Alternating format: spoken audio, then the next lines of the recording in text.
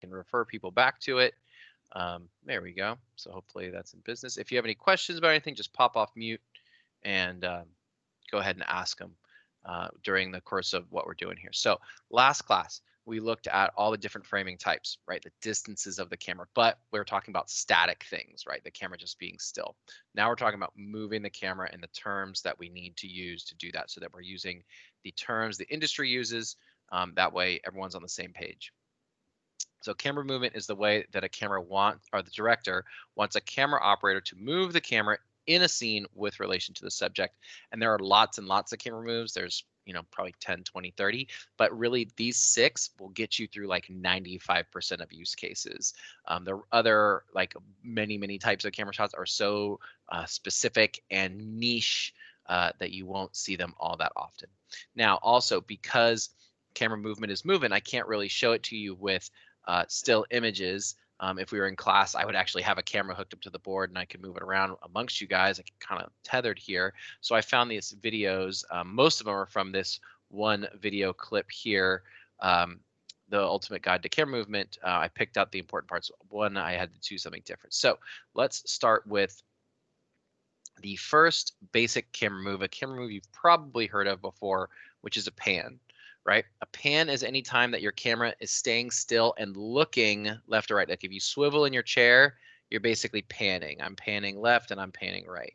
All right. So let's take a quick look at this video. I'm going to blow it up just a little bit. There we go. So it's a little bit easier to see. I want to move it. There we go. Like that. All right. Here we go. Let's take a look. The pan. A pan rotates the camera horizontally, left or right, while remaining in a fixed location. Pans can be used to follow a character's actions, or be used to reveal information, which is something Wes Anderson does frequently.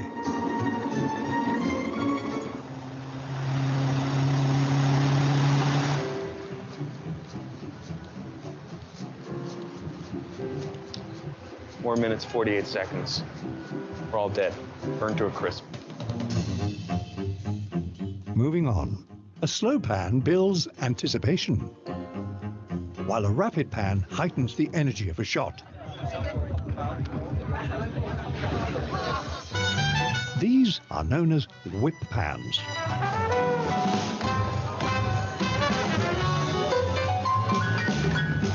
Director Damien Chazelle uses whip pans to create relationships between characters. In La La Land, he amps up the energy in the scene, while underscoring the growing synergy between Sebastian and Mia. He uses the same technique for a different effect in Whiplash, no pun intended.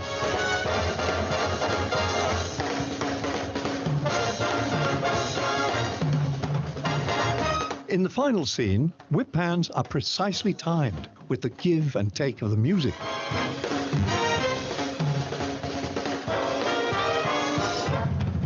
Accenting the combative relationship between Andrew and Fletcher. All right, so good stuff there on pans, right? Like you said, a slow pan, the speed of your pan can inform a lot to your audience of what you're trying to do, right? Slow pans can become like ominous or moody or dramatic, right? Fast pans impart energy. Which I really like when they do the split screen and they show you the camera operator here in the La La Land clip, and you can see he's really working hard there. Boom, boom, between the two actors in those pans there. So that speed, that fast pan is giving a lot of energy and fun to that jazz scene there in La La Land. And as you can see, he is on a tripod. Pans are best done on a tripod so that you can basically isolate that horizontal movement. It's not going to have any kind of accidental roll or yaw or tilt that, if you do it with your wrists have a lot of axes of action in them. So I try to keep if I'm doing it handheld, I try to lock my elbows into my body and pan with my waist, but using a tripod is always preferable when you are panning in a scene. It's going to just isolate that movement and really lock your audience into what you're trying to do as a director. That you're not going to allow that camera to have any other movement other than that horizontal pan. So, and then they also says you can lead a subject to reveal information the way that they showed the Wes Anderson clips where the man walks in the room and then the camera pans over to the envelope and then the man comes to the envelope. So you can use it to lead characters, to show audiences things before characters see things. It's just nice to have multiple framings within a shot sometimes. All right, close cousin of the pan is the tilt. A tilt is when your camera, same thing as a pan, stays in one location but looks up or down. So it's like if you're in your chair and your chair has the recline function, right? I'm tilting up and I'm tilting down. All right. So let's take a look at some of the examples they give for tilt. Panning is ideal for horizontal movement. But what about the vertical axis, the tilt? A tilt directs the camera upward or downward. Filmmakers use tilts to capture the verticality of a film's world. And look how they show McConaughey look up and then the camera like follows his eye line up. This can be used to give a character dominance or vulnerability. Yes, we're men. Men is what we are. Similar to a pan, a tilt can reveal information, like a character, setting, or scale.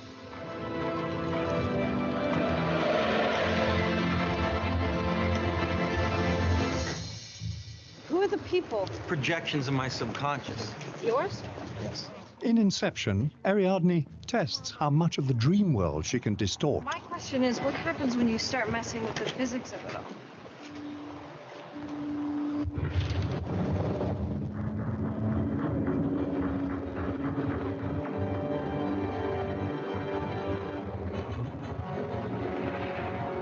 Nolan tilts up to capture the awe and scale of this spectacular moment.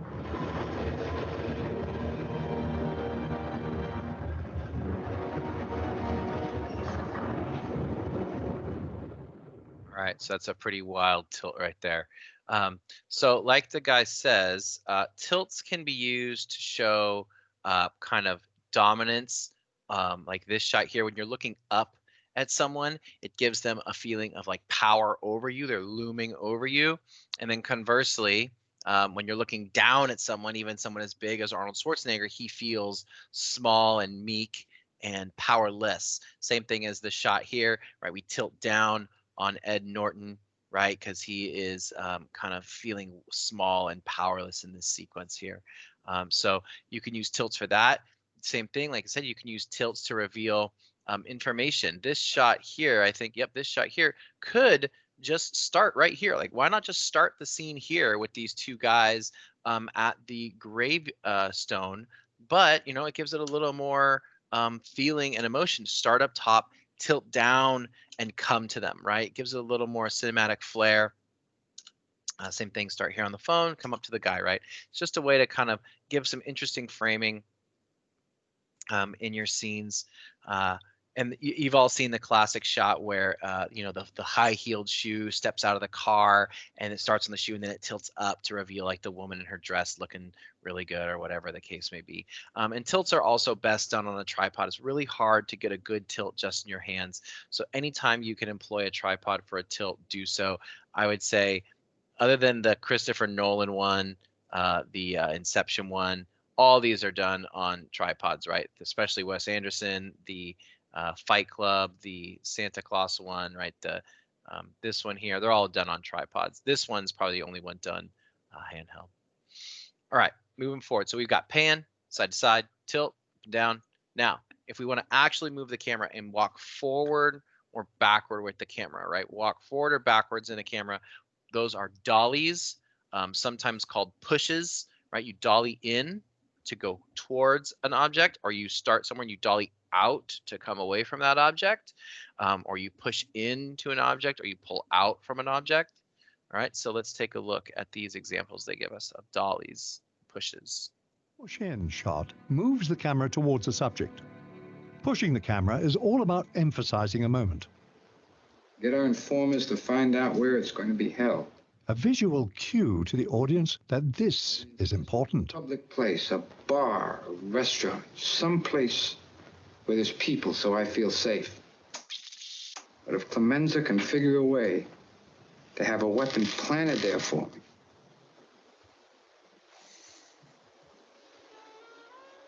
then I'll kill them both. You can push in on an external detail such as an object or text. In doing so, filmmakers can direct our attention to a specific detail.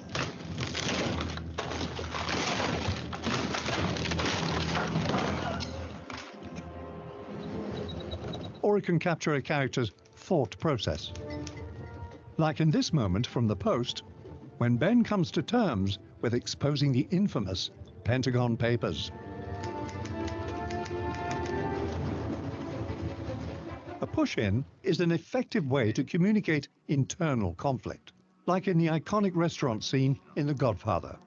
Michael Corleone is about to kill the man who tried to kill his father. Tu padre sta male. It will be a life-changing decision, a point of no return into the underworld. E mettiamo tutto a posto. A slow push-in towards Michael elevates the tension as we watch him wrestle with the consequences and gathering the courage to pull the trigger. Which leads us to our next camera movement. The opposite of the push-in is the pull-out. Unlike pushing in, pulling the camera de-emphasizes the subject. A sort of signal to disconnect from the characters. It can unveil the context of a scene, its setting, or its characters. As subjects grow smaller, a pull-out can detach us from a scene, or the entire film. Like in the final shot from Catch Me If You Can. The same movement can also emphasize negative emotions like isolation or abandonment. In this scene from Joker, we see Arthur at his most vulnerable. This camera movement away from him highlights his helplessness. And rather than push in to help us sympathize with Arthur, director Todd Phillips pulls away, abandoning him.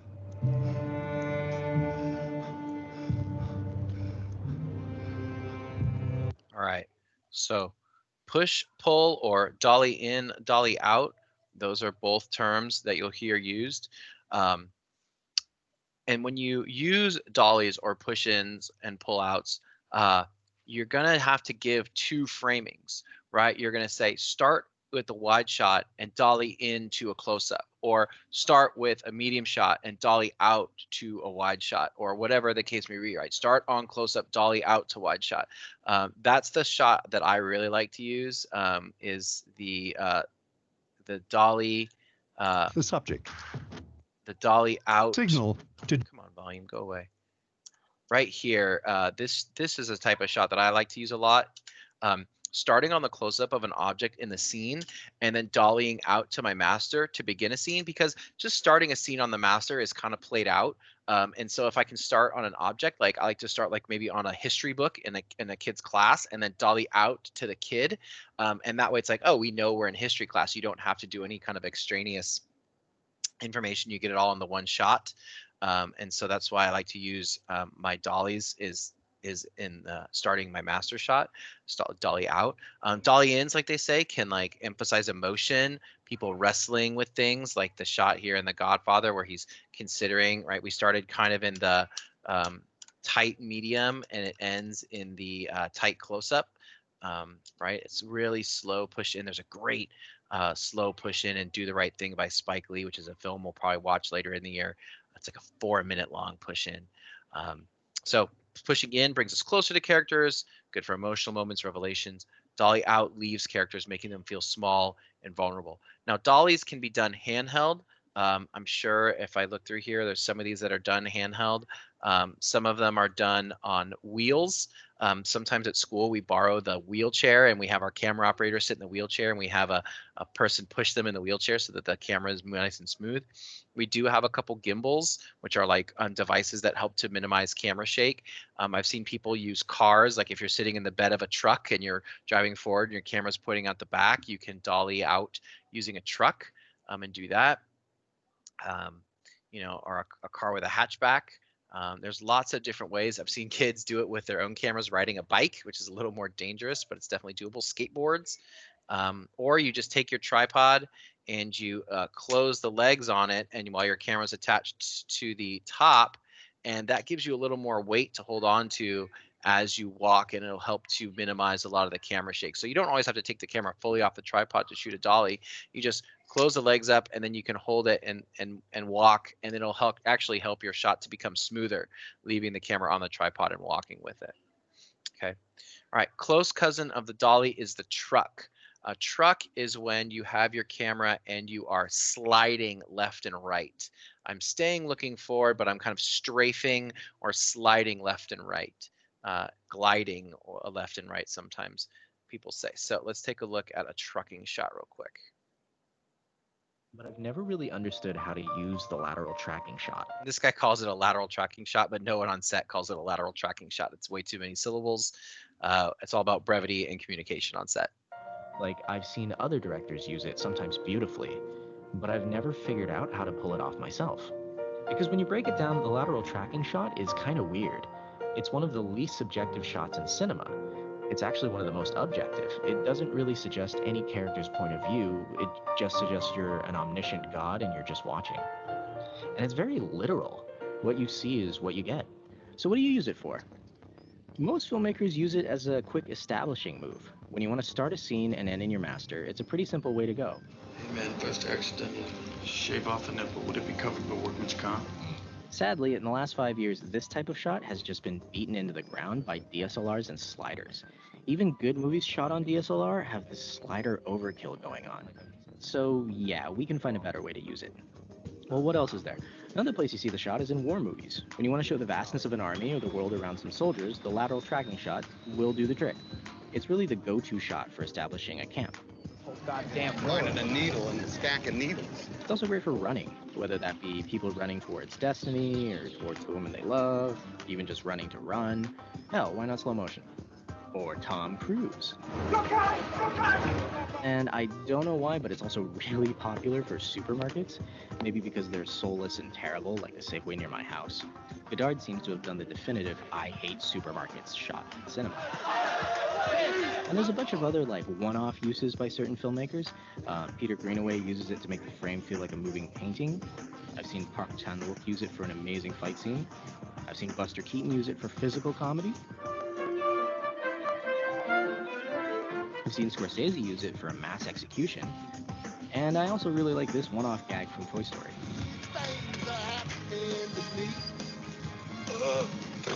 All right, so truck, right, is sliding the camera left and right. The truck that you guys probably all know, everyone knows this truck right here.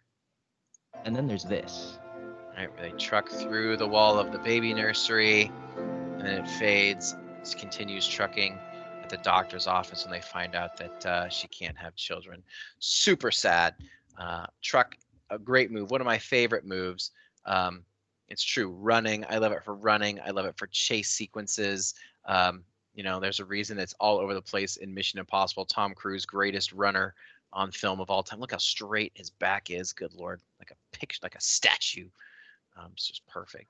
So I like to use trucks for running, action shots, chase shots. Good for establishing shots. A good way to bring some motion into your establishing shots, because establishing shots do have a tendency to be kind of stale and boring.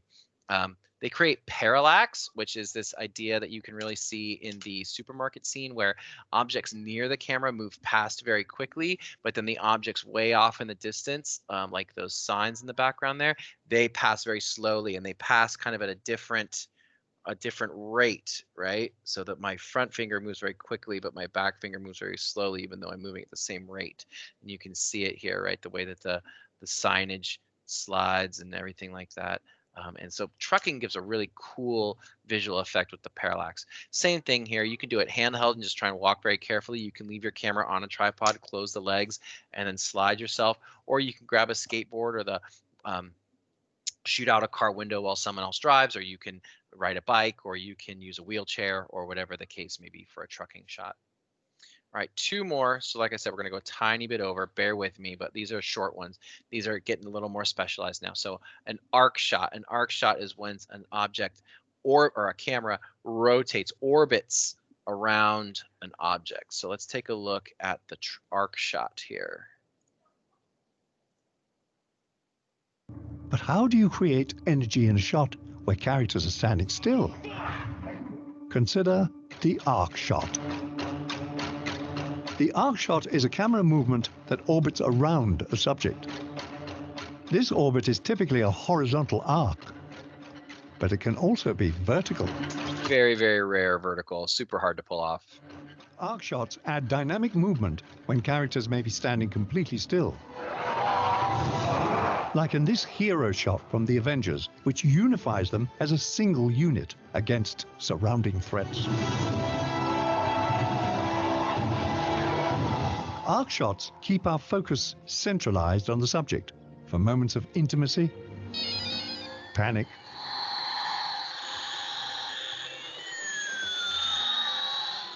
or heroism.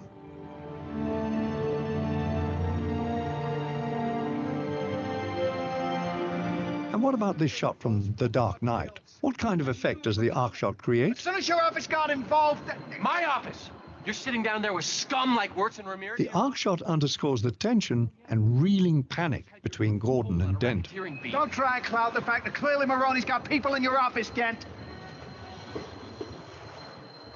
And the tension only comes to a stop once our hero poses a solution. Under any circumstances. If I get him to you, can you get him to talk? I'll get him to sing. When the speed of an arc shot is amplified, it can create a dizzying effect, reflective of characters' mental state. Like in City of God, when Rocket is caught in the middle of a standoff.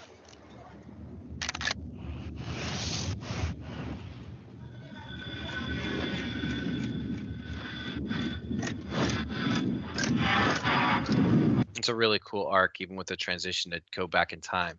So arc shots, right? Subject standing still, and usually you're staying at a consistent framing as well, right? This is kind of a loose medium arc. The camera is not getting closer or further from an object. It's staying at the same distance. It's just rotating around them in that space. So like the great one here of the Avengers, kind of like a medium shot of everybody here, right? It ends in this hero shot ends in the medium, right? Medium of Hawkeye, medium of Thor, medium of Black Widow, medium of Captain America, medium of Iron Man. So it's staying the same distance from the characters as we arc around them. Same thing with the one of my boy Nick Cage, wherever he went. But yeah, stay the same distance, orbit around. These are good for realization moments, good for panic moments. Usually these are going to be handheld. Same thing. Keep your camera on a tripod, though. It'll help it to stay steady. Hard to do on wheels. A gimbal would definitely help here. But definitely like you see it in like that no moment where they fall to their knees, things like that. All right, last one. Almost done. Almost done. The last one is a tracking shot. Tracking shot is where your camera just follows a subject, because to try to explain it with dollies and pans and tilts would be too complicated. It's kind of a combo catch-all move here. Let's take a look at tracking shot really quick here. Our next camera movement, the tracking shot. A tracking shot physically moves the camera through a scene, typically following a subject. Tracking shots differ from push-ins or pull-outs because they don't simply move toward or away from a subject. They move with a subject. The subjects are on the move, and the camera tracks with them wherever they go. When done purposefully, they generate two questions. Where is this character going? and what will happen when they get there. This is perfect for long takes that are meant to immerse the audience directly into a scene. Like in this long take from 3 billboards outside Ebbing, Missouri. Director Martin McDonough opts to use a handheld tracking shot to create a visceral documentary-style effect. It also draws our attention to specific actions, like when we see Officer Dixon flip his gun at the last moment, deciding to not shoot. And it touches the soldier. What the hell's going on? He heeds his master's voice. All right. Let's move. So tracking shots, basically following, right, a subject wherever they go. You're going to keep your subject at a particular distance, right? Here, this girl kind of staying in the medium shot the entire time. The other one, like medium shot following behind Brad Pitt. This one here, wide shot, right? Backing up with Keanu kind of coming at the camera here, kind of in the tight wide shot. I think Bruce Willis gets a little bit away here, right? And just following. And tracking shots can be kind of complicated. Like this one here starts with him, we're backing up, then the camera pans to follow. And then it even goes from, instead of being a medium shot, once he busts in the door and we're going up the stairs, it kind of turns into a close-up on the gun. So really, really careful choreographing between your actors and your camera operators. And these are going to be mostly handheld. You're not going to be able to do these on wheels, you know, or any kind of device. You're going to have to be handheld and just do your best to minimize camera shake. And these shots make the audience feel like part of the movie instead of a perfect camera that's floating or sliding perfectly like you're an observer. It's going to move and wobble and be handheld, which makes it feel real, like you're there, right? As opposed to a perfect static camera, which is just a recording device. All right. So those are our 6 camera moves. We've got pans, tilts, dollies or pushes, trucking shots, arcs, and tracking shots. We'll do a little bit of review of those next time. I'm sorry I kept you guys late. I will put this PowerPoint in a on our team, and you guys can review it at your leisure. And we don't have any new homework. If your laptop died or whatever, I can definitely, so I'm posting it now. You guys can watch these clips, and I'll see you guys next time. All right. Have a good day, everybody. Thank you for paying attention. Hopefully it was fun stuff.